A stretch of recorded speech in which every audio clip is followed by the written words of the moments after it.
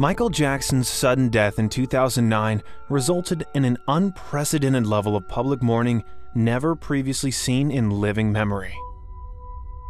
Although his passing was a shock at the time, Michael Jackson had actually had several brushes with death throughout his lifetime. Some with unsettling details that I warn may shock you.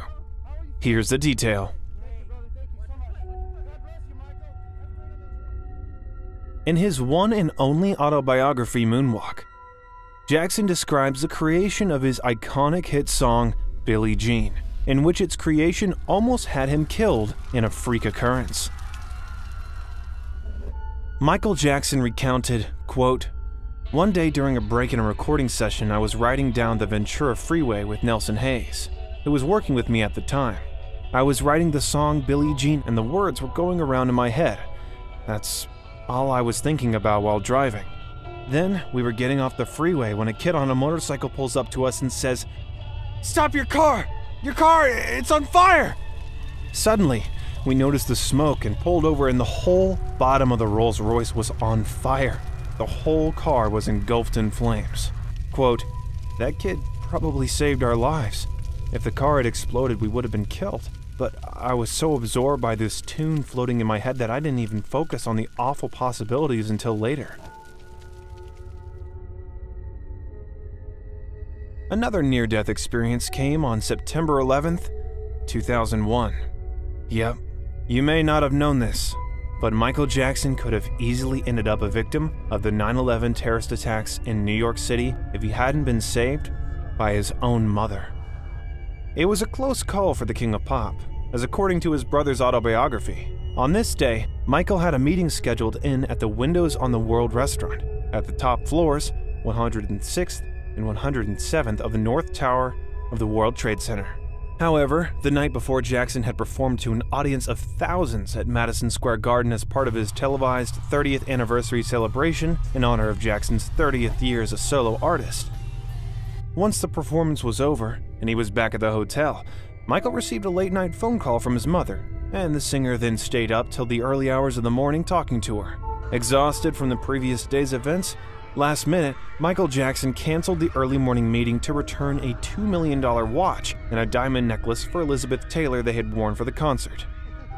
Seeing the day's atrocity unfold on the news, and knowing her son had a planned meeting at the top of one of the towers, Katherine Jackson started frantically calling her son's hotel to make sure he was safe. Jermaine wrote, quote, "Thankfully, none of us had a clue that Michael was due at a meeting that morning at the top of one of the Twin Towers. We only discovered this when Mother phoned his hotel." Bewildered, Michael picked up his phone. "What? You kept me up talking so late that I overslept and missed my appointment. What's wrong?" Unknowingly, this call saved Michael Jackson from certain death and the attack that cost the lives of 2,753 people. Another much-reported freak instance that could have proven fatal for the King of Pop was on January 27, 1984, while filming a Pepsi commercial. On this day, Michael and his brothers were filming a quasi-concert performance inside Los Angeles' Shrine Auditorium. With the venue filled with 3,000 screaming fans, the Jacksons finally hit the stage. During filming, Jackson had completed 5 takes of the same shot, appearing at the top of a short flight of stairs and dancing down as fireworks were let off around him. Suddenly, there was a blinding explosion at the center of the stage, much larger than in previous takes. As Michael descended the staircase, little did he know that a spark had ignited his hair, and it was not until he took his first spin at the bottom of the stairs that he realized he was in fact on fire. Frantically, Jackson cried out, "Tito, Tito!" to his startled older brother. A coat was quickly thrown over Michael's head, and an onslaught of crew members urgently smothered the flames. Quote, "All his hair was gone and there was smoke coming out of his head," Jackson's longtime makeup artist, Karen Fay, testified. Quote, "I never saw anything like that in my life. This was someone I knew, and he was on fire." Although the fire was put out quickly, pandemonium erupted in the auditorium as screams filled the hall. Crowds of teenage fans shouted, "Michael Jackson has been shot! Michael Jackson is dead!" In shock and screaming in pain, Jackson was swiftly escorted off stage and rushed to the hospital.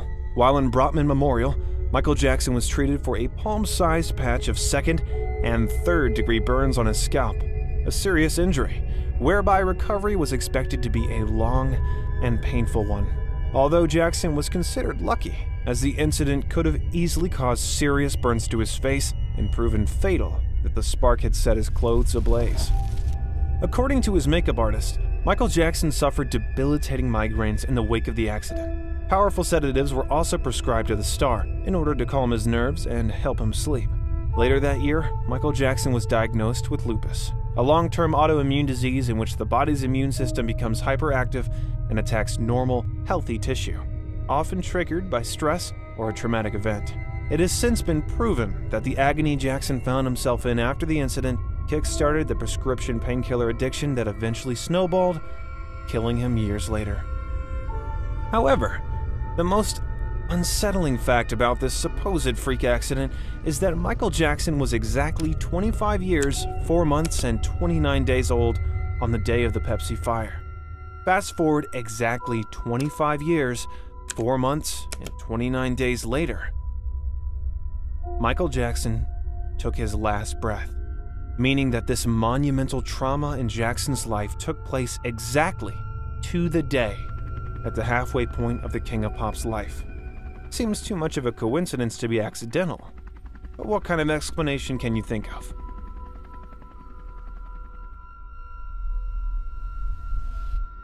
As it has been well documented, Michael Jackson struggled with addiction for years to come, causing several brushes with death.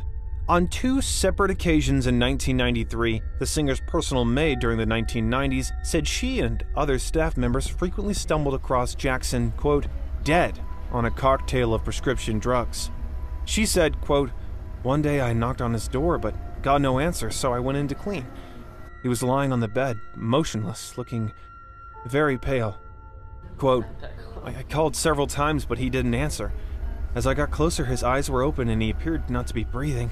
My heart sank as I thought he was dead, but then he came to suddenly.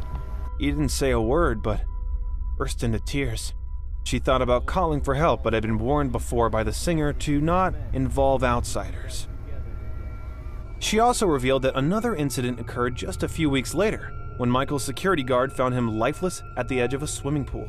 Quote, the guard thought he was dead. He feared the worst, trying to wake him up by shaking and shouting at him.